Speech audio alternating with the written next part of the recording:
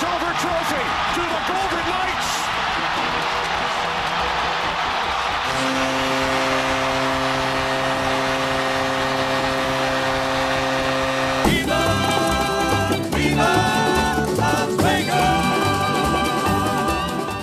What's up, guys? Welcome to another episode of Aledius Sports Talk. Viva Las Vegas is correct because the Golden Knights did it. They are now Stanley Cup champions. The owner predicted just that 6 years ago.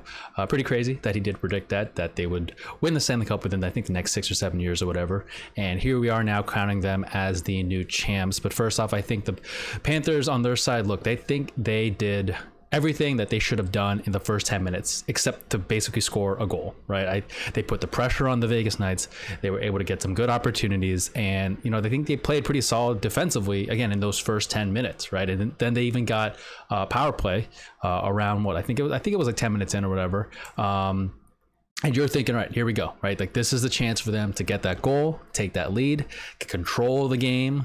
But did that happen? No. Not so fast. The Knights, they take it, and fucking Stoner bashing time. takes advantage of a giveaway, goes right down the middle, outweighs Bobrovsky with a little shoulder shimmy, just a lot of patience there, and then buries it top Teddy.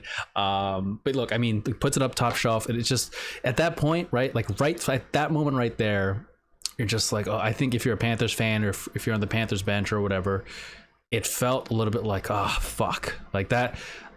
Like, you put yourselves in that position to be down 0-1 in this elimination game, Stanley Cup final, cup on the line or whatever, and you're doing so well, and you start at that point, I think you see the momentum just like shift over, and the crowd starts to get into it, right? I mean, that's one hell of a barn to play in, and then no less than I think like 2 minutes or whatever, they come in, Vegas comes back in with another odd man situation, and again, the patience of Jackie Aces this time. He gets Bobrovsky to kind of go down.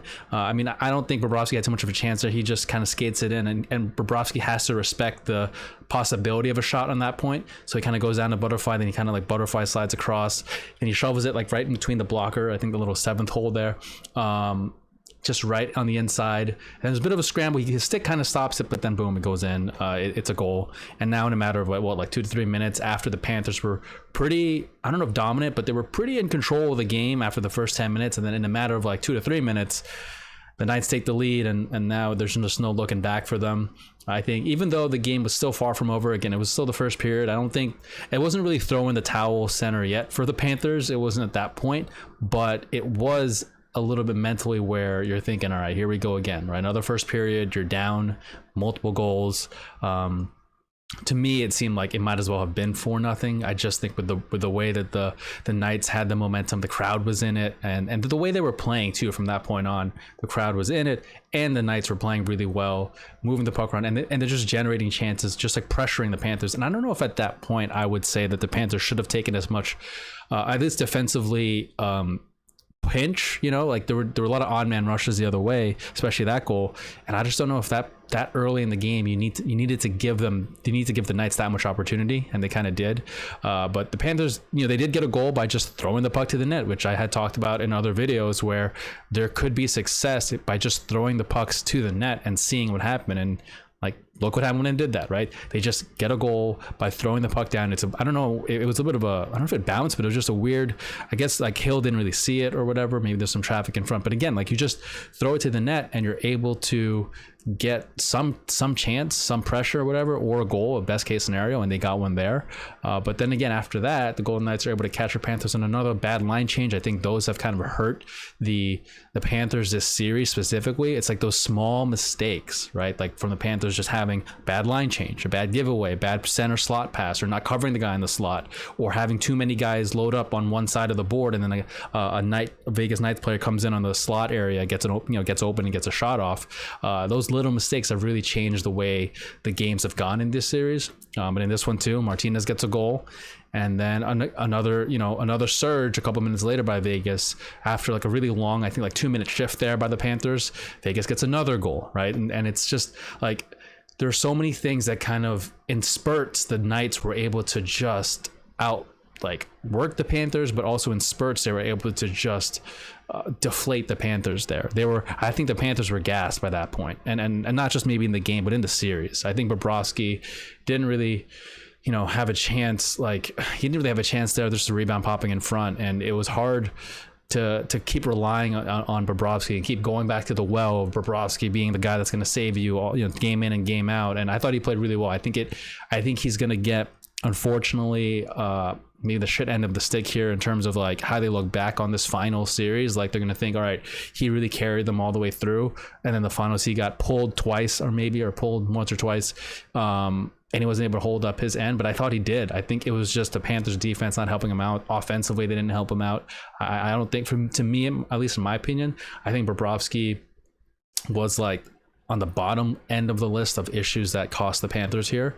I didn't really think he played badly that much, but look, I mean, the Panthers did try to rally towards the end of the game a little bit, but it wasn't even anything significant. I mean, you could just tell it was like, all right, they got a couple goals in, nothing's gonna happen there. But looking to the Knights now, big congratulations to them. Honestly, I think they definitely earned this one. I can't think of a series that they were in where they kind of skated by, or that they kind of got away with a game or two or whatever. I think this team is was so well built, but also well coached. Credit to Bruce Cassidy and his strategy and his mentality that he brought to the squad, where it's like defensive game first, build upon there, and a lot of their core in terms of just how they play the game and their strength of the game starts in the defensive zone and not allowing a lot of key opportunities, especially in this series. I don't think Panthers had a game, or at least two games, where they were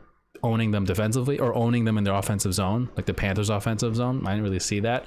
I felt like there was just not a lot of good chances the Panthers had in basically all the games here.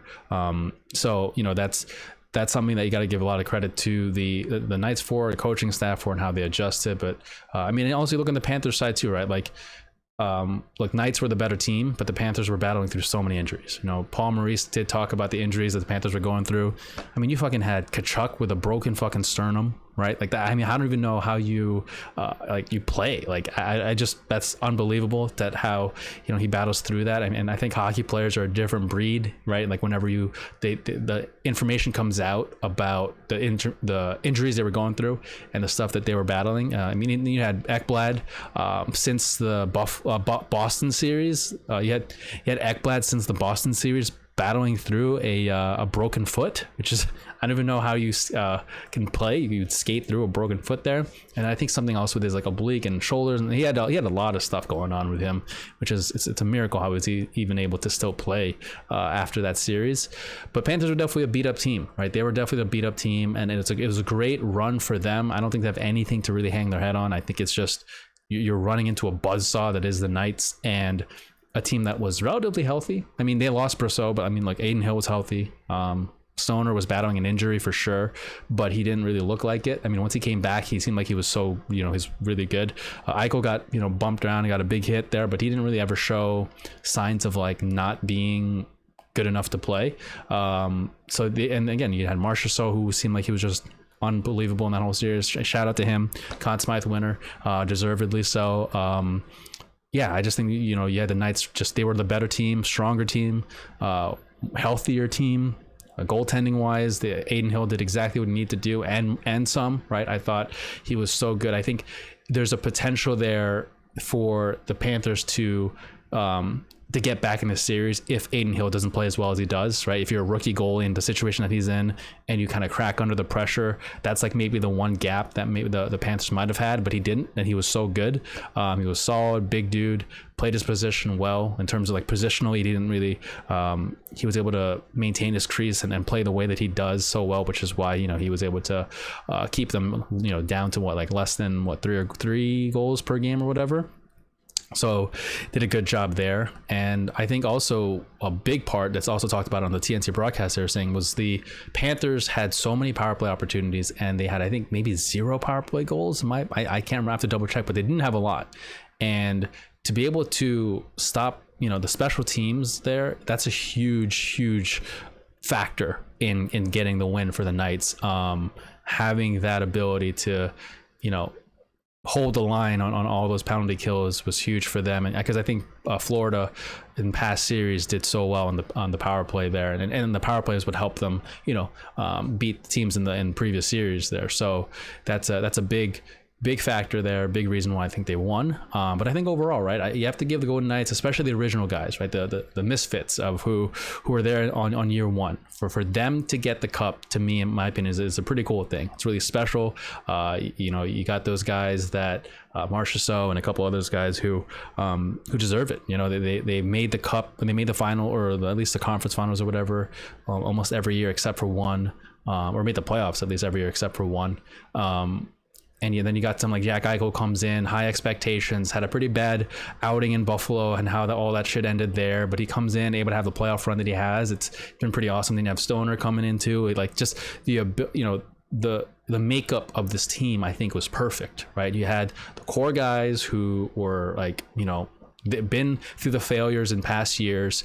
You had Eichel, who was like ready to prove himself after, again, turmoil and Buffalo and how all that ended. You had Mark Stone, who, the leader that he is, he comes in, ready to be the guy that he needs to be, and the one that, he's expected to be around the league. And you just put all those things together, and you end up with what, like a Stanley Cup team. Like, you mix them all in the pot. What do you got? You got the cup winners, and that's what happens. I think. And just to touch quickly on Marchessault, like, him winning the Conn Smythe, I think, was really cool, really fitting. Him and seeing everyone on the team so happy for him, especially Eichel, right? Like you can make an argument Eichel could have won that too, and no one would have complained. But I think it was so fitting for Marchessault to win that one, being an original guy there on that team, and also having the impact he's had throughout this whole playoffs for them.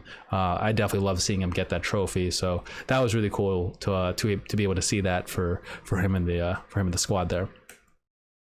But so there you have it. I mean, guys, that's the 2023 NHL Stanley Cup playoffs, end of the season. Vegas Knights, your Stanley Cup champions. Look, it's been pretty fun to talk hockey. I'm excited to come back in the fall next season, hopefully with more videos now, the span of the whole season instead of just the playoffs. I hope, for anyone who's watched these videos consistently over the weeks, I appreciate you. Thank you so much for that. I'm going to be looking to, do it more consistently next year. And for next season, I'm going to take the off season to try to do some stuff to make it better. I'm excited for next season with football and hockey, and I'll try to dabble in some other stuff too, but I'm excited for it all. I'm gonna take that off season to make things better, hopefully, and also I got other different YouTube brands that I'm working on. But again, I've just appreciated anyone and everyone that's just watched this video and watched my past videos.